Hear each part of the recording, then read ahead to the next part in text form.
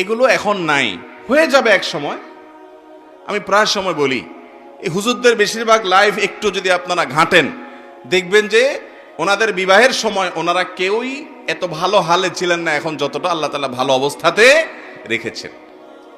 অনেক আলেম ওলামা আছেন, আমি জানি যাদেরকে, যে হয়তো 2000-3000 টাকা 10 বছর 15 বছর আগে বেতন পাইতেন, কিন্তু অনেক বিচক্ষণ ফ্যামিলি তাদের সাথে মেয়ে বিয়ে দিয়েছেন, অথবা মেয়েকে ছেলের সাথে এরকম বিয়ে দিয়েছেন, অন্য কোনো যোগ্যতা নেই, তার ভিতরে আল্লাহর ভয় আছে, আলহামদুলিল্লাহ তারা সুখে আছেন।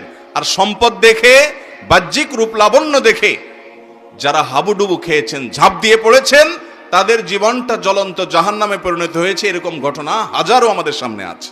ঠিক না বেঠিক? অতএব ভাইরা আমার, মুরব্বীদেরকে বলছি, বাবারা আমার, সন্তানকে বিয়ে করানোর সময় তার জীবন সঙ্গিনীর ক্ষেত্রে আল্লাহর ভয় আছে কিনা, এ আল্লাহকে চিনে কিনা, সে মানুষটা ভালো কিনা, তার ব্যক্তিত্ব আছে কিনা, এই জিনিসটা সবকিছুর উপরে প্রাধান্য দিবেন। তাহলে গাছ সেই ফল দিবে, বীজটা যেটা রোপণ করবেন। আপনি আনবেন হলো একটা আস্ত টাকার বস্তা বা ময়দার বস্তা, আর আশা করবেন সুখ শান্তি। না, ময়দা আর টাকা মানুষকে শান্তি দিতে পারে না। অতএব প্রথম কাজ হলো এটা, জীবন সঙ্গী নির্বাচনে ভুল করা যাবে।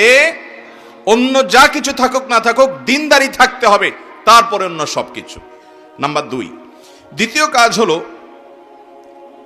দাম্পত্য জীবন এমন একটা জায়গা, আমি প্রায় সময় বলি, দাম্পত্য জীবনের শুরুটা হলো, উর্দুতে একটা কবিতা আছে, ইবতেদায়ে ইশক और इंतहाए इश्क बराबर नहीं होता है। বুঝেন?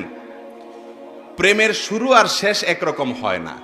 প্রেমের শুরুতে শুধুমাত্র ফুল দেওয়া নেওয়া হয়, শেষে লাঠিও দেওয়া নেওয়া হয়। ঠিক না বেঠিক? শুরুতে মোহব্বত উতরায়, উন্মাদ হয়ে যায়, মা বাপ চিনে না, নামাজ চিনে না, মুরব্বী চিনে না, সমাজ চিনে না, বন্ধু বান্ধব চিনে না, রাগ সব। এখন আমার মনের মানুষের সাথে আমার চ্যাটিং চলতেছে, কিচ্ছু চিনে না সে, ভালোবাসা উতরাইতে থাকে। এরপরে শেষ পর্যায়ে যখন চলে যায়, তখন ওই ফোন নম্বর দেখলে মেজাজটা গরম হয়ে যায়।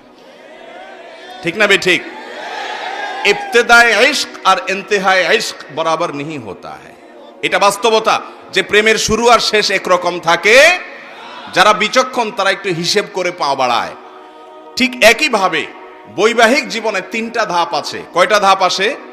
3টা ধাপ আসে। বিবাহের পরপর ভালো হোক আর মন্দ হোক, প্রথম নতুন জামাই বউ অনেক মহব্বত আদান প্রদান করে, অনেক ভালোবাসা, অনেক স্বপ্ন, অনেক প্রতিজ্ঞা, অনেক ওয়াদা, অনেক কমিটমেন্ট, অনেক প্রমিস, অনেক ভালোবাসার বিনিময় হয় বিয়ের পরপর। এরপর যখন 1-2 বছর চলে যায়, আল্লাহ তাআলা একটা বাচ্চা